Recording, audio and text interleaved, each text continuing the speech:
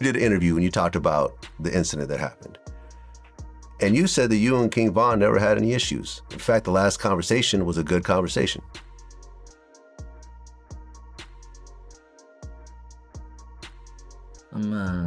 And my partner Flash called me one day and said this, even though I've been thinking about it, bro, sometimes it's time to close that door on certain situations. Well, I just want to say that I feel you're 100% right in that situation. Bro, and I'm going to say that not because you're standing in front of me, but I feel you're 100% right in that situation. At this point, man, it don't even matter, man. I just want everybody to move on and close that door, so whatever behind that door, let it get dealt with behind that door. Other than that, man, it's time to move on, bro. I'm trying to get you and YB. Explain that relationship. Man, bro, a nigga fuck with YB. I love YB. You know YB love me and fuck with me. I know you a fan of YB. There is nothing to explain. No. Pure love. I don't like. No. Wait, hold on. I know that. You know everything. No. You walked up to King Von to dap him up. Can you take us through that night? I don't even remember that night. That was so long ago. You know how that go. Man, I don't even remember 2 months ago. If you had a chance to have a conversation with the world, to get them to re-fuck with you after all the things you did to put yourself through whatever they saw.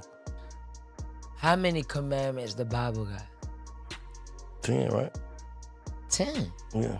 10, right? That ain't a good enough question. I don't know nothing about the Bible. Lord, but I don't really know about the Bible like that. That's cool. I don't really know nothing about it like that either, but we gonna learn it. If you break all 10 commandments and Jesus, God, Allah, Buddha, Jinnah, whoever your higher power is to everybody out here, if they still just say if all these different religions had the same 10 commandments and you broke all of them, and you pass, and God is willing to still accept you in Jannah, which is heaven. If he's still willing to accept you, make me different. Me and Lil Tim said something real. You about to ask him something? I wanted to ask Tim Let's make a it question. quick. Okay, so Tim, I do want to ask you, what does... This water been open.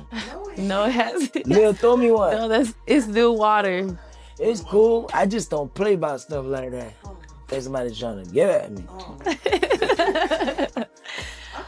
There are certain moments in hip-hop that don't just make headlines, they shift the entire culture. And what the feds just revealed about Lil Durk might be one of the craziest allegations the rap world has ever seen. Because according to new federal court documents, this wasn't just about diss tracks. This wasn't just about beef. Prosecutors are claiming there was a $1 million bounty placed on Quando Rondo's head, a real-life bag, a real-life operation. And now, the streets aren't the only ones talking. The feds have receipts, and what happens next could end one of the biggest careers in drill music forever. But to understand how it got this far, we have to rewind to the night everything broke wide open. Because this story didn't start in a courtroom, it started in blood. November 6th, 2020, Atlanta, Georgia, outside the Monaco Hookah Lounge. It was supposed to be just another night. Rappers in town, clubs packed, egos high. But what happened in that parking lot became one of the most defining moments in modern hip-hop history. King Von, Lil Durk's closest artist, his brother, his protege, got into an altercation with Quando Rondo's crew. It started fast, a confrontation, a swing, then chaos. And within seconds, everything escalated. Shots rang out, people scattered, and King Von was hit multiple times. He didn't make it. One of the most rising stars in drill rap was gone before sunrise. And even though the courts later ruled it self-defense, the streets don't move by courtroom rules. They move by a different code.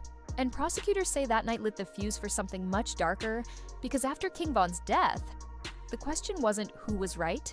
The question was, who was going to pay? And according to the feds, that's where Lil Durk enters the story. But what allegedly came next was bigger than anyone imagined. For years after King Von's death, the internet whispered about retaliation. Fans speculated.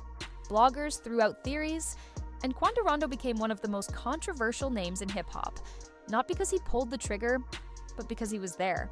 And in the world Lil Durk came from, that was enough. Then, in January 2026, everything changed. Federal prosecutors dropped a supplemental court filing that made the entire rap community freeze.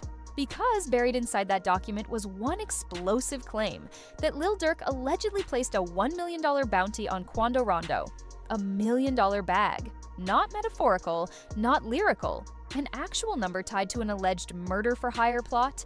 And when that became public, shockwaves hit instantly. Because this wasn't just street rumor anymore. This was federal paperwork. The government wasn't implying, they were putting it on record. And they weren't describing it as random violence. They were describing it as an organized operation. The kind of thing that doesn't just destroy careers, it destroys lives. But the craziest part? The feds claim the plan didn't stay in Chicago. It traveled, and what happened next would leave someone else dead. August 19th, 2022. Los Angeles, Beverly Grove. A gas station near one of the busiest areas in the city. According to prosecutors, this is where the alleged plot reached its breaking point. 3 shooters pulled up in a white sedan. The target? Quando Rondo. The plan? Quick, clean. No hesitation. Over a dozen rounds fired straight into a black Cadillac Escalade. People nearby didn't even understand what was happening until it was over. And somehow, Quando Rondo survived. Not a scratch. But his cousin, Saviaya Robinson, known as Lil Pab, was hit. And he didn't make it. So the intended target walked away breathing. But someone else lost their life. And that's where this story gets even heavier. Because prosecutors say the hit failing didn't make it irrelevant. It made it worse. Because now the government claims there were rewards given anyway. And that's where the bounty allegation becomes even more serious. Here's what separates this case from typical rap beef stories. The feds aren't just talking about street gossip. They're talking about evidence. Prosecutors claim they recovered messages, travel records, credit card statements, rental car receipts, everything. The government alleges Lil Durk's circle was warned to move carefully, with messages like, "Don't book flights under names connected to me."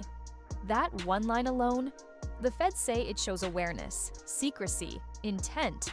They claim shooters flew from Chicago to Los Angeles. They claim hotels were booked, cars rented, payments tracked. And this is where it gets wild, because prosecutors also allege that after the ambush, participants were rewarded not just with cash, but with jewelry, custom pieces, industry perks, even shootouts. The government argues that those rewards count as fulfilling the bounty, even though Quando survived. Basically, they're saying the transaction was completed anyway. And if that's proven, that turns this into one of the most high-profile murder-for-hire cases hip-hop has ever seen. But Lil Durk wasn't arrested that night. Not in 2022. Not even in 2023. So why did it take so long? Because prosecutors say the cracks didn't come from outside. They came from inside. And what happened next shook everything. In rap culture, loyalty is everything. The code is simple: don't fold, don't talk. Don't cooperate. But prosecutors say that code broke wide open. They claim multiple cooperating witnesses stepped forward. At least one insider allegedly started giving testimony to avoid serious prison time. And once that door opens, everything spills out. The feds say these weren't random outsiders guessing. These were people from within Lil Durk's own circle. People who knew the structure, the moves, the communication. And that's why this case feels different, because it isn't built only on internet speculation. It's built on alleged insiders. And if jurors believe them, Lil Durk could be facing life. But the defense says the government's case is built on snakes, on unreliable witnesses trying to save themselves. And that battle is becoming the heart of this entire trial. Because Lil Durk's lawyers aren't going down quietly, Lil Durk has pleaded not guilty. And his legal team is fighting hard. They argue the government's entire case depends on testimony from people with everything to gain.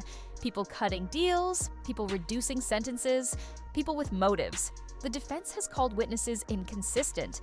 They've pointed out that some allegedly changed stories over time, first denying knowledge, then suddenly confirming it later. And one of the biggest courtroom battles? Rap lyrics. Prosecutors initially wanted to use Lil Durk's music videos and bars as evidence of gang structure and rewards. But Lil Durk's team pushed back hard, arguing that rap is art. that violent lyrics are treated differently than other genres, that this criminalizes Black expression. And they've actually had some wins. Some lyric references were removed from filings after defense arguments. Still, the government insists certain lyrics reflect intent. So now the courtroom isn't just deciding Lil Durk's fate, it's deciding how hip-hop itself gets interpreted in federal court. And while that fight plays out, Lil Durk's situation has only gotten worse. October 2024. Lil Durk was arrested in Florida. U.S. Marshals took him in, along with multiple alleged OTF affiliates. The charges? No joke. Conspiracy to commit murder for hire, interstate murder facilitation, firearm charges tied to death. If convicted, Lil Durk could spend the rest of his life in federal prison, and prosecutors argued he shouldn't get bail. Why? Because they claim he was preparing to flee. Flights allegedly booked to places like Dubai, Switzerland, Italy. The government used that as proof he was a flight risk. Bail denied, and Lil Durk has remained in custody. At one point, reports even surfaced that he was placed in solitary after being caught with an unauthorized device. The pressure is crushing. And meanwhile, Quando Rondo is also behind bars for unrelated federal charges. So both sides of this feud are now sitting in the system. Which makes the question unavoidable. How did hip-hop get here? And what happens next could be the final chapter. Lil Durk's trial is currently scheduled for April 2026, and the outcome won't just affect him, it could affect the entire industry. Because this case sits at the intersection of fame, street politics, grief, and federal power. It raises uncomfortable questions. Where does music end and real life begin? Can prosecutors treat lyrics like confessions? How much of this is retaliation culture? And how much is the system watching hip-hop differently? No matter what side you're on, the tragedy is undeniable. King Von is gone, Lil Pop is gone, families shattered, careers destroyed, and one of drill's biggest voices may lose everything chasing a cycle that never ends, because the streets don't forget. And the feds? They don't stop once they lock in. So now, the world is watching, waiting to see if prosecutors can prove this alleged $1 million bounty, or if Lil Durk walks away from the most serious accusations of his life. Either way, hip-hop will never look at loyalty, beef, or consequences the same again. Because once federal receipts enter the chat, the game changes forever.